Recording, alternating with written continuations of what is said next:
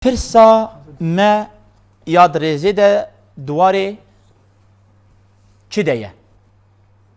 Bara xwe bidênê dibêje cudahiya texmînî di navbera salnameya Kurdî û Zayînî de çi ye? Teqwîmel Kurdî û teqwîmel mîladî çi qeys di navbera wan de heye? Gelo pê 100 sal e yan jî 700 sal e yan jî 200 sal e yan jî 1000 sal e tîma şehîd Beritan cudahiya texmînî di navbera salnameya Kurdî û ya Zayînî de yani الميلاد الكردي والميلاد تاريخ الميلاد الكردي وميلاد زايني ده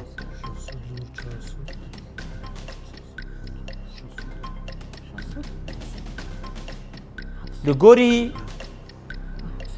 زاينا 10 ثانية ومان 5 ام كيشا سالي ده نها زاينا كردي ده دبا وانا بات بفجرك كده بي بفجرك ب حفصد سال دبيجا دنابرا دیروکا کردی و زاینی ده انا ام 10000 چه قیس ده ما مستا میلادی ام 1026 لگوری تخ کردی ام سال 10000 چه قیس ده ام سال 10726 ده لو ما برسوا وا برسوک شاشه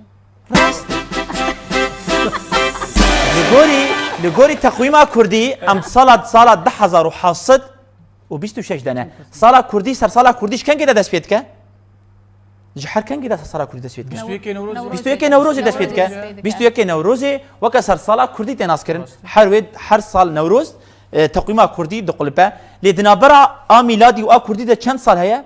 700 سال هي يعني ام ديروكا سال 10726 دانه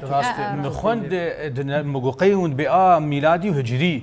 بقول اجي فكري تقويم كردي ما قلتي كردي ويا زايني ده يعني الكردي والميلادي 700 سال جداهيد نبر عوده هي يعني ام غوري كردي جيك فنترب 700 سالي طبعا برسبها وجهي برسبها راست